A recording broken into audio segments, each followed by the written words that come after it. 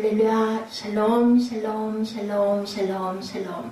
하나님 사랑합니다. 여러분, 주 안에서 사랑합니다. 오늘 여호수아 20장 1절에서 9절, 우리의 피난처 되시는 그리스도가 우리의 피난처가 어찌하여 우리의 유일한 피난처이신지 성경에 나온 말씀들을 증거로 우리 함께 은혜를 나눕니다. 구약성경엔 야훼가 우리의 피난처됨을 여러 곳에 기록하고 있죠. 많이 있습니다. 그리고 구약의 야훼는 신약의 주님이시죠. 예수님이십니다. 사사기 44장 6절, 계시록 1장 8절. 도피성을 지명들이 예수님을 예표한다. 핑크라는 학자는 그렇게 얘기합니다. 게데스는 거룩한 성소를 의미하고, 세겜은 업계고 능력을 의미하고, 헤브론은 교통, 친교를 의미하고, 베셀은 요새를 의미하고, 라못은 높다 곧 영화롭다 고지를 의미하고, 골라는 기쁨과 행복을 의미한다. 도피성의 이름들이죠. 지명들입니다. 게데스, 세겜, 헤브론, 베셀, 라못, 골란, 이 6군데는 이런 뜻을 갖고 있다. 거룩한 성소, 게데스는 세겜은 능력, 헤브론은 친교, 그리고 베셀은 요새, 라못은 높다, 영화롭다, 골라는 기쁨과 환희와 축복을 의미한다. 그러므로 도피성은 우리의 거룩한 처소이시고 힘이시고 능력이시고 그리고 친교 교통합니다. 또한 우리의 높은 고지이시고 견고한 요새이시고 영원한 기쁨과 축복이 된다. 그런데 하나님 맨 처음은 거룩이요 끝은 뭘로요? 축복으로 끝이 난다라는 거죠. 사람들은 이에 반대입니다. 우리는 그 핑크라는 학자의 해석을 그대로 받아들이지 않는다 하더라도 도피성은 분명히 우리의 구원과 관계가 돼 있죠. 우리 어제도 함께 그 도피성의 의미를 우리가 함께 나눴지만, 이 도피성은 누가 지정하셨어요? 1절에 보니까 하나님이 지정하셨다. 야훼께서 여호수아에게 말씀하여 이르시되, 이렇게 말씀했어요. 사람이 만든 게 아니고 하나님이 여호와께서 여호수아에게 말씀했다. 도피성의 제도는 인간이 만든 제도가 그렇기 때문에 절대 아니다. 오직 하나님의 명령에 의해서 된 것인데, 하나님은 우리 인생들의 연약함을 너무나 잘 아셔서 처음 초기에는 노아가 그저 물로 다 멸했죠. 그랬지만 결국은 어떻게 해요? 또다시 건져내시는 하나님이시다. 모세에게 도피성 제도를 민수기 35장 8절에서 15절에 처음 말씀을 하십니다. 이와 같이 예수 그리스도는, 그러니까 모세에게 말씀을 하셨고 다시 또 여호수아에게도 말씀을 하실 거죠. 이와 같이 예수 그리스도는 만민의 죄를 위해 하나님께 속죄자로서 세우신 것이다. 하나님께서는 모든 인간들의 죄를 대속하시기 위해서 창세전에 그리스도 안에서 우리를 예정하셨죠. 그 안에서 하나님의 아들이 되게 하셨다. 하나님 다 알고 계신 거예요. 제가 이렇게 이 나이에 여기 이런 모습으로 이렇게 있을 것도 아시고, 우리 성도님들이 그 자리에 그렇게 계실 것을 미리 다 알고 계셨다는 거죠. 이것은 하나님께서 세우신 영원한 구원의 경륜이었다. 에베소서 1장 3절에서 14절에 증거합니다. 이것은 하나님의 자비에 근거한다. 노아 시대에는 인류의 구원을 위해서 하나님께서 노아에게 방주를 짓도록, 그리고 노아가 열심히 다니면서 이 방주로 들어와야 된다고 전도했어요. 그런데도 아무도 듣지 않았죠. 심지어는 자기 사위들까지도 들으려하지 않고 반대했습니다. 이렇게 인류의 구원을 위해서 하나님께서는 이런 예비를 하셨다. 그리고 마지막 날에는 그 아들을 보내서 영원한 구원의 경륜, 십자가에 높이 들리는, 그죠? 그 저주를 받은 자마다 이렇게 높이 들리는데 그것을 대표로 감당하게 하셨다. 도피성은 살인자의 유일한 피난처이시다. 첫 번째, 도피성은 하나님이 지정하셨다. 두 번째는 도피성은 살인자의 유일한 피난처다. 그렇죠? 우리 내용이 전체가 그렇게 나와 있죠. 부지불식간에 사람을 죽인 자를 3절에 그것으로 도피하게 하라. 그것들이 피해 보복자들로부터 너희의 피난처가 되리라. 오로지 도피성 한 곳밖에 없었어요. 그죠? 이스라엘 중에 살인자가 사는 길은 오직 이 한 길밖에 없었다. 다른 방법은 절대 없다. 신명기 19장 5절에도 그렇게 증거합니다. 이와 같이 예수님만이 우리의 구주시다. 천하 인간의 구원받을 만한 다른 이름을 우리에게 주신 적이 없다. 사도행전 4장 12절입니다. 예수님만이 유일의 그 길이고 진료 생명이다. 우리 너무 잘 알죠? 요한복음 14장 6절 말씀입니다. 구약의 원수가 없는 법은 생명은 생명으로, 눈은 눈으로, 이는 이로, 그죠? 모세가 이렇게 얘기했습니다. 이렇게 예 그렇게 해라. 출애굽기 21장 23절에서 27절에도 예 상함은 상함으로 때린 것은 때림으로 예 데운 것은 데운 것으로 발은 발로 그죠? 그러므로 비록 부지불식간에 사람을 죽였다 할지라도 생명의 보수법으로는 또 마땅히 죽임을 당하여 마땅하다. 그래서 피해 보복자가 있었던 거죠. 그 가족 중에서 예, 우리 예수님이 도살할 양같이 죽임을 당하신 것 로마서 3장 예, 36절입니다. 예, 8장 36절 자신의 죄 때문이 아니고 인류의 죄를 대신하여서 희생이 되었다. 로마서 4장 25절에 이렇게 똑같이 증거하고 있습니다.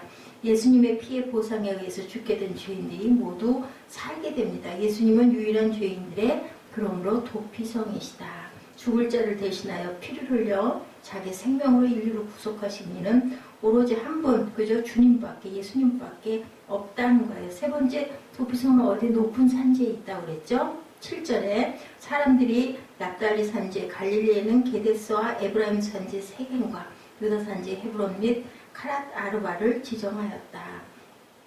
구약의 도피성은 이렇게 모두 높은 산지에 설치되어 있는데 그것은 모든 사람이 볼 수 있게 하기 위하여 이 죄인이다 그거죠. 예, 죄인이다. 그것을 보이는 거죠. 광고하는 거죠. 이와 같이 예수님은 십자가에 높이 달려 돌아가심으로 죄인들이 바라보게 하였다. 요한복음 3장 14절, 12장 32절, 갈라디아서 또한 3장 1절에 증거합니다.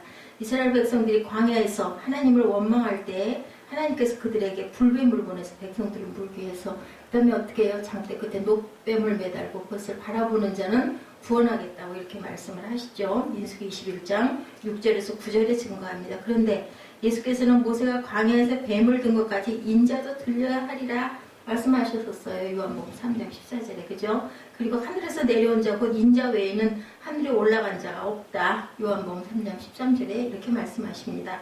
그러므로 예수님은 죄인들이 높이 쳐다볼 유일한 도피성이다. 그리고 각 지역별로 있었던 거죠. 빨리 쉽게 갈 수 있도록 유다 산지 헤브론인 기랏 아르바를 지정하였더라. 또 여리고 동편 옆 요단 저편 루벤 지파의 평지 위에 광야에 있는 베셀과 갓 지파 중에서 길르앗에 있는 라못과 므낫세 지파 중에서 바산에 있는 골란을 정하였다. 예, 7절 하반절에 이렇게도 증거하고 있습니다. 8절에 걸쳐서 도피성은 요단강 동편의 세 곳, 요단 서편의 세 곳을 지정했는데 각 지파들이 들어오기 편리한 곳에 지정했다. 편하게 갈 수 있도록 이렇게 사통팔달 딱 중심에다가 둬서 어느 곳에서든지 갈 수 있도록 정확하게 길이를 측정해서 만드셨어요. 신명기 19장 2, 3절에 그대로 증거합니다. 이것은 예수 그리스도의 복음이 온 세상 누구에게나 편만하게 증거되고 전파되라고 다 알 수 있고 들을 수 있으라는 그러한 뜻을 의미하고 있다.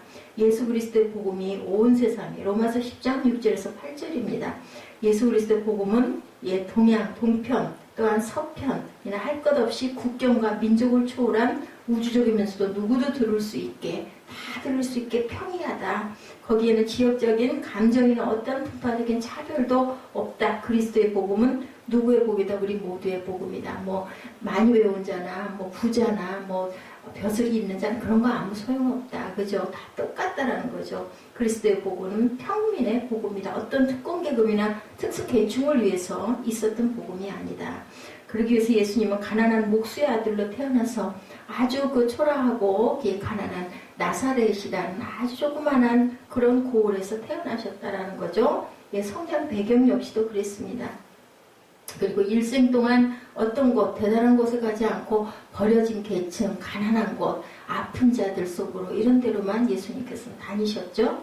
그러므로 첫 번째 가나의 혼인잔치도 아주 가나라는 아주 초라한 고을에서 아무 특별한 사람이 아닌 곳에서 첫 번째 기적을 일으키죠. 물이 포도주로 변하는 사건도 바로 그렇습니다. 그러므로 본래 기독교는 화려한 예루살렘 성전의 종교가 아니고 거친 광야의 종교다. 도피성이 있는 곳은 그런 광야에 있으면서 죄인이면 누구나 갈 수 있는 장소, 우리 교회가 그런 곳이 되어야 된다라는 의미를 갖고 있습니다. 다섯 번째로 도피성 안에는 그곳은 안전한 곳이다.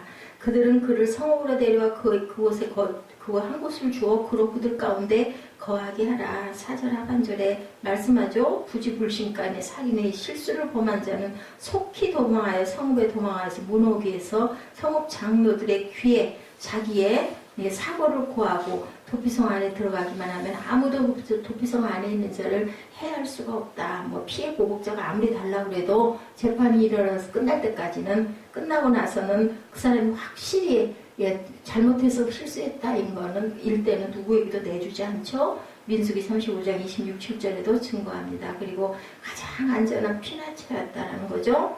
그리스도 안에 있는 자에게는 결코 정죄함이 없다. 로마서 8장 1절, 요한일서 2장 28절에 똑같이 말씀합니다. 노아 방주는 겉과 속을 뭘 발랐었어요? 역청을 바르고, 그리고 누가 모세 그 바구니 안에도 역청 발랐었죠. 이것은 그리스도의 보혈의 속죄를 의미한다고 합니다. 그리스도의 보배로운 피는 우리의 원죄와 자범죄를 모두 깨끗이 하고 하나님의 진노에서 우리를 구출하게 하는 놀라운 능력을 가지고 있다. 이스라엘 백성들이 이집트에서 탈출했을 때도 양의 피를 문설주에 바르고 반드시 그 집안에 있어야 했었죠. 패스오버 6월절 사건입니다. 도피성 제도가 아무리 훌륭해도 그 성읍이 아무리 견고하다 할지라도 그 성 안에 있을 때에만 안전했다라는 것이에요. 그 밖으로 나오면 잡히면 죽죠. 문 밖으로 나오기만 하면 보응을 받게 된다. 믿음으로 구원받은 우리들도 예수 그리스도 안에 있을 때에만 구원의 안전함이 보장됩니다. 그리스도 밖에 있으면 역시 죄의 보응을 받게 된다는 것을 우리가 꼭 알아야 된다.